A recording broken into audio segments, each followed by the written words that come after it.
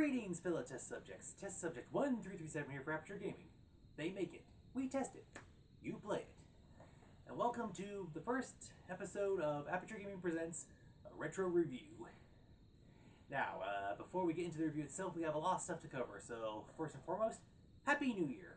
We welcome you back and hope you enjoyed your winter holiday festivities, and we hope you're enjoying watching this being the second video of the new year. So at the start of the month, we posted the first ever notice for the co-op review. There's a few days left on that, so make sure you get your vote in to see which game will be the first co-op review of the year.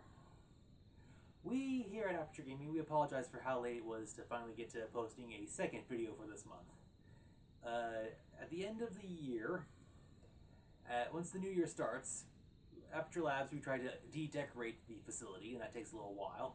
And then there was an outbreak of the stomach flu, which really sidelined a whole lot of us, and the recovery is still happening, and it's a little slow. So, yeah, the sickness was a little bit of a wailing thing.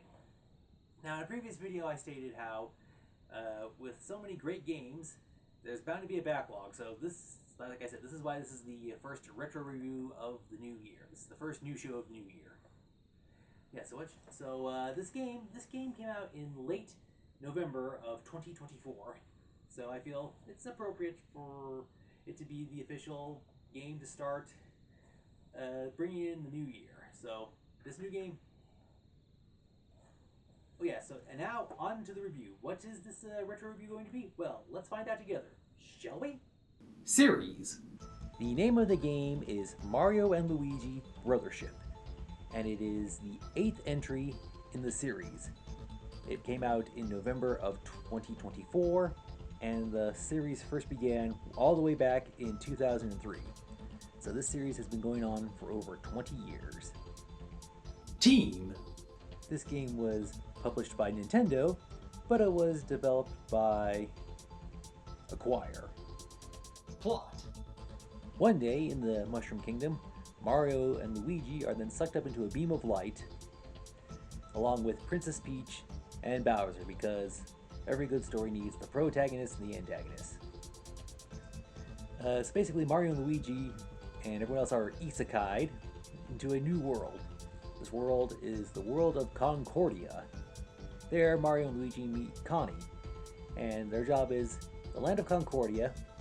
It was a series of land that was powered by electricity from this tree called the Unitree. And the Unitree provided Connector. Yes, before I go any further with the story, characters, locations, events, and things, there's a lot of names, and they all have a lot of puns. So, very good work on the writing team for coming up with all these names and puns. Anyway, the tree... The Unitree stopped providing Connector, and the land split apart into a series of free-floating islands. Now Mario and Luigi, starting off on Ship-Shape Island, must sail around and connect the islands of Concordia back together, so they can try to find a way to get back home. Gameplay controls. The controls are, you play as Mario and Luigi, and the game is a RPG style sort of game. I think I read somewhere how this game series came about from the old Nintendo Super Mario RPG game. So you select as Mario and Luigi, you equip them with weapons and items and armor to boost up their stats. You fight baddies, and after you complete a baddie fight, you gain experience points, and then you level up. So there's offense, defense, luck, and mustache points. Yes, that is a real thing. It's a third-person platformer. You go around, you explore, you hit the blocks, you collect items, you fight the baddies, you try to get the preemptive hit in first, so you get the first strike bonus. All while trying to find a way to connect the islands back to Ship-Shape Island. Graphics. The game, of course, it looks very much like the traditional Mario-style game.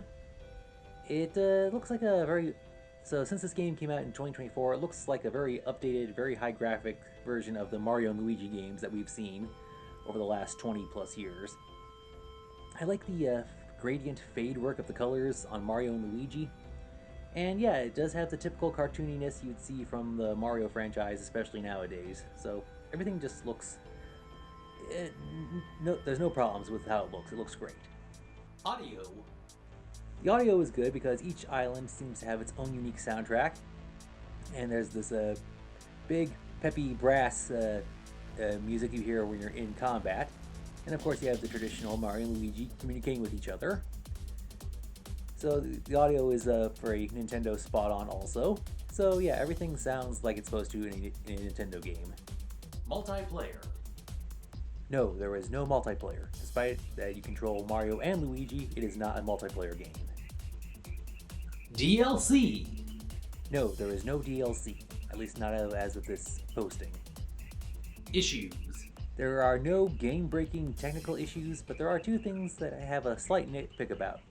For one, you use one stick to move Mario and Luigi around, and you can't use the other stick to try to alter the camera just to, slightly see a little forward, backwards, left, right, up, or down. No, you can only use that for when you're in the map area.